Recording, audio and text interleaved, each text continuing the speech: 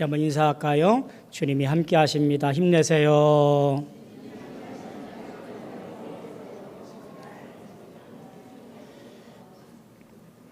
우리 모든 성도들 영육간에 강건하여 충만한 은혜가 넘치기를 주님의 이름으로 축복합니다.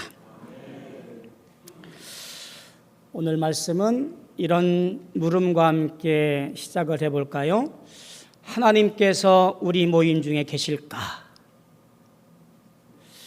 하나님께서 예배로 찬양으로 믿음으로 모인 우리 가운데 함께 하실까? 이런 질문을 스스로 한번 던져보면서 말씀을 나눴으면 좋겠습니다.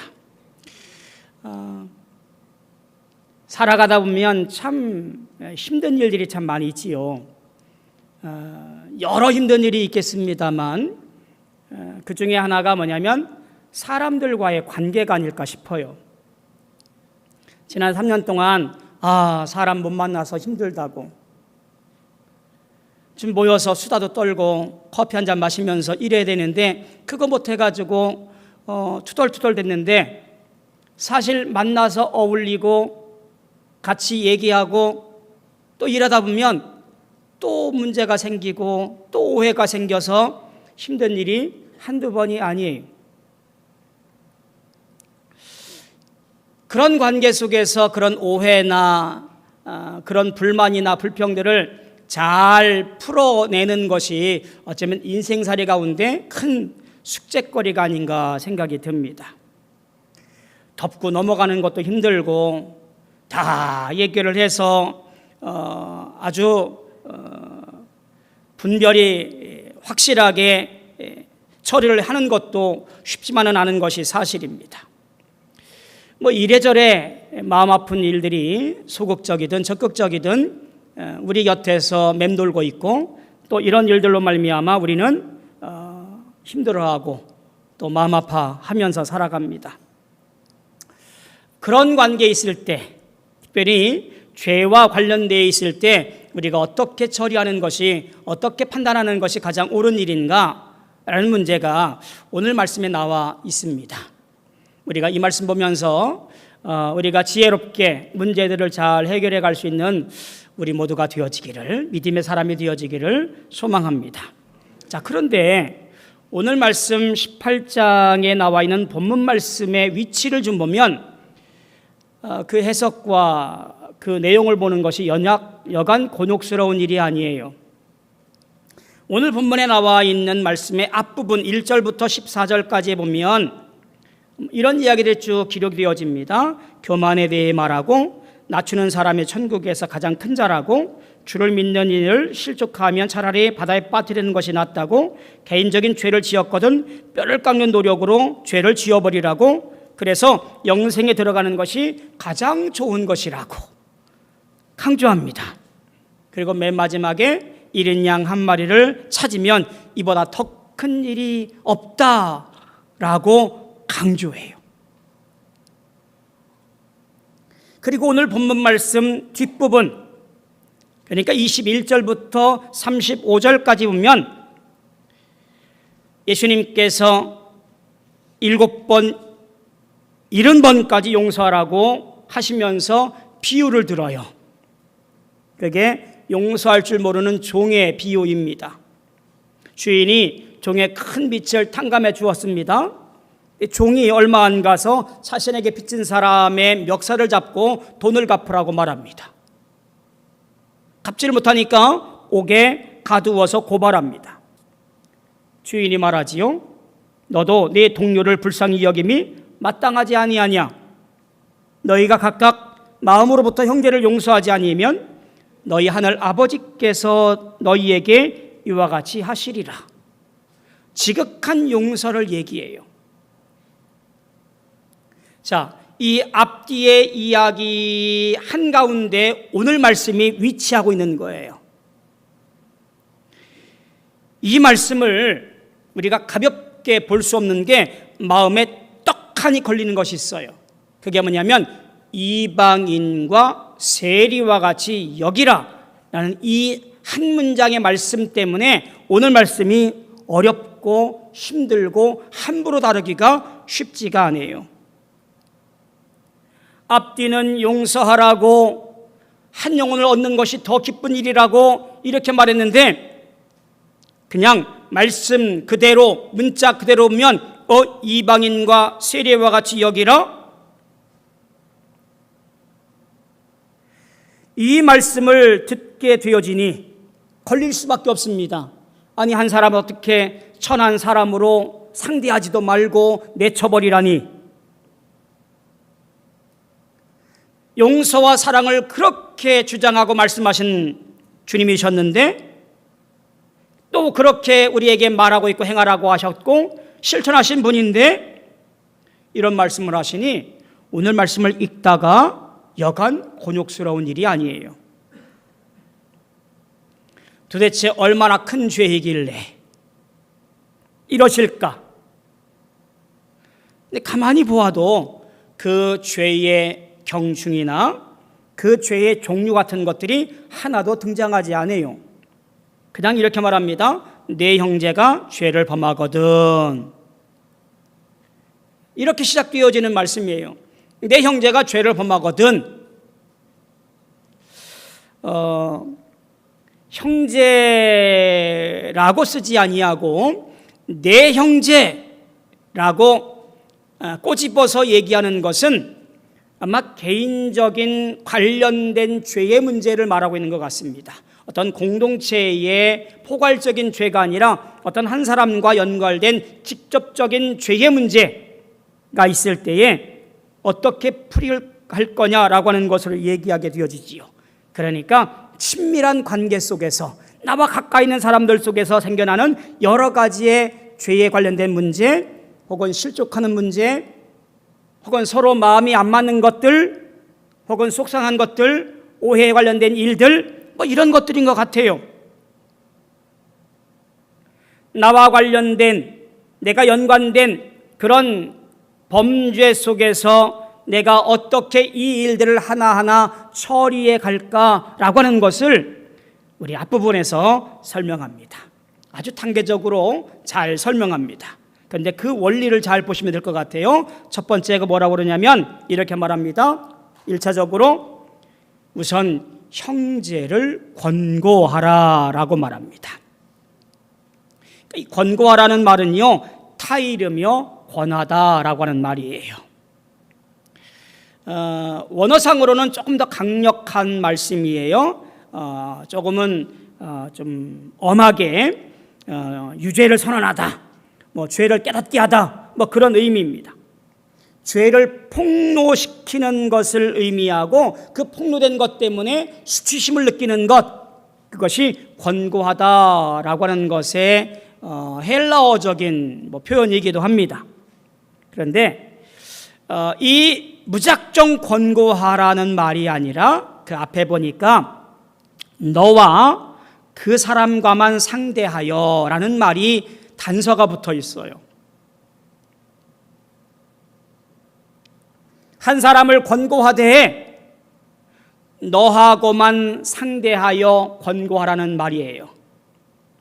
문제가 있을 때, 나하고 상대하여 뭔가 일이 생겼을 때 사방팔방 다 떠벌려서 이 사람 저 사람 다 알게 하지 말고 조용히 상대편과 나만 알 수 있도록 조용히 권고하고 타이르고 깨닫게 하라는 이야기예요.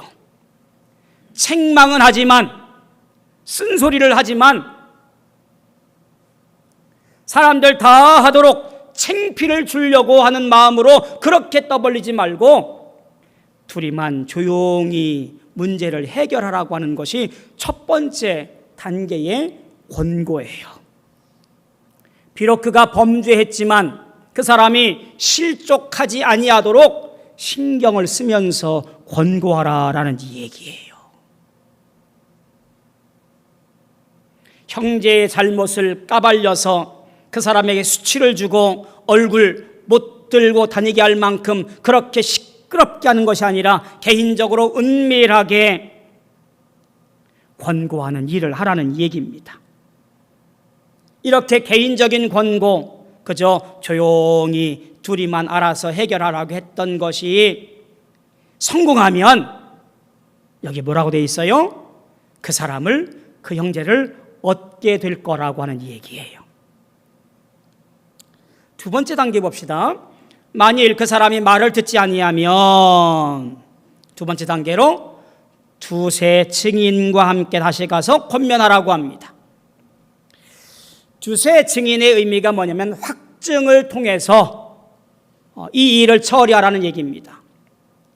나만 듣고 오해한 것이 아니라 이 두세 사람도 같이 그렇게 이해하고 그렇게 받아들였거든. 그러니 너가 회개하고 너의 잘못을 순순히 인정해야 돼. 이런 거예요. 나만 그렇게 오해한 것이 아니라, 나만 그렇게 들은 것이 아니라 두세 명도 함께 그렇게 보았거든, 그렇게 들었거든, 이런 말이에요. 개인적으로 권면해서 해결이 안 될 경우 이렇게 두세 명의 증인과 함께 그 사람에게 사실을 알려서 객관적으로 이 문제를 해결해 가도록 하고 있다는 얘기예요. 여기도 마찬가지지요. 신중하게 이 문제가 퍼지지 않도록 두세 증인과 함께 조용히 문제를 해결해 가려고 하는 의미가 함께 담겨져 있습니다. 자, 그런데 그렇게 해도 듣지 않습니다. 자기 잘못에 대해서 인정하지 않아요. 그럼 3단계가 있지요. 교회에 공식적으로 보고하라 라고 말합니다. 교회라는 말을 좀 주의 깊게 볼 필요가 있습니다. 죄를 범한 자에게 한 번의 기회를 주고 이를 듣지 않을 경우 징계하기 위해서 교회, 즉 신앙 공동체에 함께 말할 것을 말합니다. 그리고 교회, 즉 공동체적인 권유를 통해서 이 사람이 회개하고 죄를 인정하도록 합니다. 여기에 이 또한 듣지 않거든 17절 하반절에 이방인과 세리와 같이 여기라 라고 말합니다. 직역을 하면 이런 거예요. 그가 너에게 이방인과 세리처럼 되게 하라. 이게 이제 직역을 하면 이렇습니다. 생각해 보시면 유대인의 통념상 이방인과 세리는 접촉을 꺼리는 대상이에요. 그들의 모임에 참여하는 것도 금지되어 있고요. 그들이 우리의 모임에 들어와도 그들을 막고 경계해야 할 일들이 이방인과 세리입니다. 쉽게 말하면 공동체 밖의 사람들이에요. 여기에서 오해가 생겨요. 이방인과 세리와 같이 여기라라는 말이 자칫 말씀을 오해하면 출교로 여겨집니다. 개인적인 권면도 두세 증인의 말도 교회의 촉구도 듣지 아니하면 교회 공동체에서 내보내라, 출교해라, 이제는 교회에 발붙이지 못하게 해라 라고 들려요. 그러니 아무리 곱씹어 보아도 주님 말씀이 야박하고 냉정하게 들릴 수밖에 없어요. 아니, 앞부분에서 1인 양 한 마리를 찾는 것이 얼마나 귀한 일이냐. 오늘 본문 뒤에서 용서를 7번씩 70번이라도 해라 라고 말씀하시는 주님께서 유독 15절 말씀에서 마음에 턱 걸리게 자기 죄를 고백하지 않는 자를 향하여 이방인과 세리와 같이 여기라니, 넷이라는 말로 들리다니, 주님도 개인의 용서보다는 어떤 공동체의 안위가 더 중요하신 것인가? 라고 틀려지게 되어져요. 사실 본문을 이렇게 읽어서는 참 곤란합니다. 정작 주님의 말씀을 전하고 있는 사람이 누구인가요? 바로 마태이지요. 마태 자신도 세리였습니다. 자신이 어떤 사람이었는지를 잊은 채 세리처럼 더러운 자를 내어 쫓으라 라고 말한다면 머무든 개가 머무든 것, 나무라는 꼴이 될 수밖에 없어요. 마태는 이 말씀을 기록하면서 아마 내가 처음 주님만 만났던 그때를 떠올렸을 것이라고 보여집니다. 유대 동족들에게 더러운 존재, 변절자, 상종 못할 죄인, 이런 비난받던 그때에 주님께서 말씀하시기를 마태야 나를 따라오너라 라고 인자하게 불렀던 그 놀라운 첫 경험, 나에게 그리스도가 되어주시고 나와 함께 한 공동체가 되었던 주님, 세상에 버려지고 내몰렸던 자신과 평화를 이루게 했던 그분이 나의 주님이었지, 나는 이 생각이었을 것 같아요. 자, 다시 한번 돌아가 볼까요? 교회의 말도 듣지 않거든 이방인과 세리와 같이 여겨라. 이방인 사람과 세리처럼 여기라는 말씀 앞에 아마 마태는 이런 말을 생략했던 것 같습니다. 주님께서 세리였던 나를 대하셨던 것처럼 교회의 말도 듣지 않거든 주님께서 세리였던 나를 대하셨던 것처럼 이방인과 세리와 같이 여겨라. 오늘 이래야 앞에 있는 말씀과 뒤에 있는 말씀과 더불어서 18장 전체가 이해가 되어지는 거예요. 교회의 말도 듣지 아니하고 두세 증인의 말도 듣지 아니하고 개인적인 권면도 듣지 않은 죄를 지은 사람들 앞에 교회에서 나가줘, 너는 이제 우리 공동체 사람이 아니야, 나하고는 별개야, 이런 것이 아니라 이방인과 세리처럼 동족의 무리에 함께하고 싶어도 함께하지 못하는 내쳐진 인생들과 같이 불쌍히 여기고 측은히 여기라는 이야기예요. 죄가 있는데도 죄가 죄인 줄 모르고 살아가고 있는 저 불쌍한 인생, 그 죄로 말미암아 죽을 수밖에 없는 지옥불에 들어갈 저 불쌍한 인생 측은히 여기고 안타까워하고, 그들 한번 볼 때마다 아이고 구원받아야 되는데, 하나님을 알아야 되는데, 예수 십자가 따라야 되는데, 그런 마음을 간직하라는 얘기예요. 다시 한번 찾아가 회개의 기회를 제공하고 하나님 만날 만한 시간들을 더욱더 허락하도록 측은히 여기고 사랑으로 그를 변화하도록 이끌고 살아가라는 얘기예요. 결국 이 말씀은 징계에 초점이지 아니하고 회개의 기회를 제공하고자 하는 주님의 측은하신 사랑과 은총의 이야기가 여기 담겨 있다는 말이에요. 우리 교회에서 내몰아야 돼, 말도 듣지 않는 저 사람 필요 없어, 이런 말이 절대로 아니라 그런 거예요. 이방인과 세리는 출교의 대상이 아니라 긍휼의 대상이에요. 교회를 향하여 비판하고 비방하고 손가락질하는 사람들이 우리가 등 돌려야 할 사람이 아니라 불쌍히 여겨서 구원받아야 되는데, 주님 앞에 나와야 되는데 우리가 그들을 긍휼히 여기며 주 앞에 인도하기를 기도하고 앙망해야 할 대상이라 그런 거예요. 왜지요? 주님은 말씀하셨어요. 나는 의인을 부르러 온 것이 아니라 죄인을 부르러 왔노라. 그분이 이 땅에 오신 이유이기 때문에 그렇습니다. 그런 말씀과 더불어 18절로 넘어갑니다. 마태복음 16장 19절 말씀에서 우리가 보았던 말씀이잖아요. 베드로에게 축복하신 내용이에요. 땅에서 풀면 하늘에서도 풀리고 땅에서 매면 하늘에서도 매일 거다라는 이야기예요. 오늘 이 이방인과 세리와 같이 여기라라는 이 말씀을 듣고 보니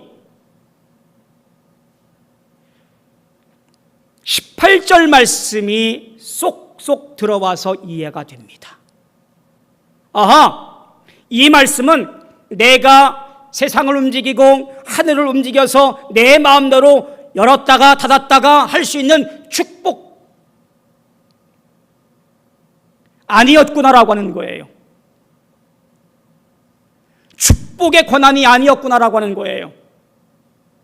얼마나 교만한 생각인지 알 수가 없어요. 내가 이 땅의 삶을 살아갈 동안에 내가 풀어야 할 숙제들, 내가 풀어야 할 일들이 이것이었구나라고 하는 거예요. 내게 대하여 죄를 범하거나 내게 대하여 화를 품거나 내게 대하여 손가락질하는 사람들에게 내가 그들을 긍휼히 여기고 불쌍히 여기고 측은히 여겨서 얽히고 설킨 것들을 하나하나 풀어가는 것, 그것이 우리가 해야 할 일이구나라고 하는 것을 말씀하고 있는 거예요. 내가 풀어야 하늘이 풀리는 거예요. 내가 열어야 하늘이 열리는 거예요. 내가 용서해야 주님의 용서가 내 안에 있는 거예요. 내가 사랑해야 주의 사랑이 넘치는 거예요. 내가 용서하지 아니하고 내가 풀거나 열지 못하면서 내가 사랑하지도 못하면서 하나님 나를 사랑해달라고, 나를 용서해달라고, 내 인생 책임지라고, 내게 복 달라고 그렇게 교만하게 구했구나 라는 생각이 드는 거예요.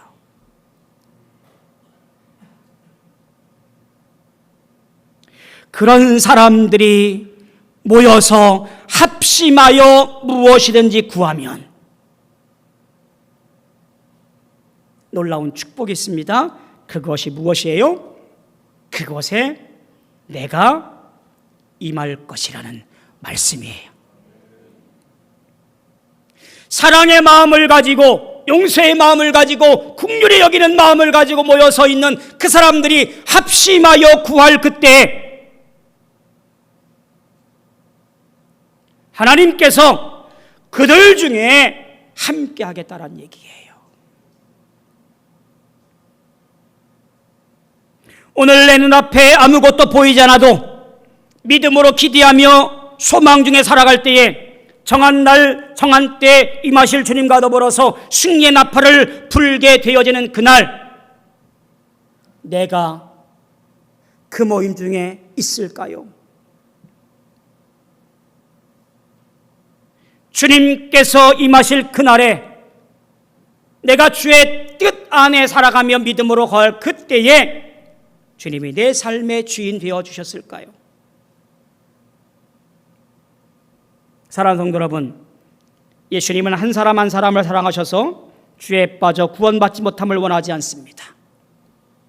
우리 모두가 다 사랑 안에서 그 사랑을 깨달아서 십자가의 보혈의 피를 통해 의롭다 칭함받고 구원받아 소망 중에 승리하기를 원하십니다. 이를 위해 죄를 지었다 할지라도 한 번, 두 번, 세 번 찾아가 권면하고 증인을 세우고 따끔하게 타일로 회개하고 돌아서기를 바라십니다. 이것들이 우리가 이 땅에서 풀어야 할 가장 중요한 문제이며 이런 모임에 주님은 임하셔서 우리를 이끄시고 책임져 주실 줄로 믿습니다. 내 형제가, 즉 내 신앙의 공동체, 우리 교회 안에 아무 개가 혹은 나와 가까운 누군가가 죄를 짓고 범죄하고 내게 악을 행하고 나를 속상해하게 하고 오해를 하게 했다 할지라도 불쌍히 여기고 측은히 여기고 긍휼히 여겨서 그런 모임 중에 주님이 임할 수 있는 놀라운 역사를 만들어가는 것, 그것이 우리가 오늘날 해야 할 일이 아니겠습니까? 앞서서 물었던 물음을 다시 한번 물을까요? 하나님이 우리의 모임 중에 거하실까요? 하나님께서 우리 속회 예배 시간에 임하실까요? 하나님께서 우리 선교회의 모임 가운데 함께 하실까요? 하나님께서 오늘 우리 예배에 임하실까요? 임하실 그날에 우리 모든 성도가 긍휼히 여기며 서로 사랑하며 서로 용서하며 모든 이들과 더불어서 주 앞에 영광 돌리시는 놀라운 삶을 간직할 때에 그들 중에 하나님은 임하시고 역사하셔서 승리케 할 줄로 믿습니다. 여러분의 인생과 여러분의 모임과 여러분의 열심이 하나님의 임하시는 놀라운 통로가 되어 쓰임받는 우리 모든 성도 되어지기를 주님의 이름으로 소망하며 축원합니다. 기도하겠습니다. 고마우신 아버지 하나님, 오늘 우리의 삶 가운데 임하여 주옵소서. 내 마음은 욕심으로 가득하며 내 마음은 긍휼히 여기지 아니하며 오만하기 짝이 없는 마음을 갖고 있음에도 불구하고 주여 임하여 주옵소서라고 오기를 부리고 있지 않았는지 되돌아보게 도와 주옵소서. 먼저 마음을 긍휼히 여기며 사랑으로 가득하며 용서로 하나님 넉넉하여져서 주님께서 임하실 때에 부끄럼 없고 그리고 주님이 기뻐하시는 것이 되어지도록 주여 함께하여 주시옵소서. 우리 모임 중에 임하여 주옵소서. 우리 모임 중에 함께하여 주옵소서. 주님, 그래서 우리 모든 성도들의 애씀과 수고와 열심을 기뻐 받아 주옵소서. 예수님의 이름으로 간절히 기도하옵나이다. 아멘.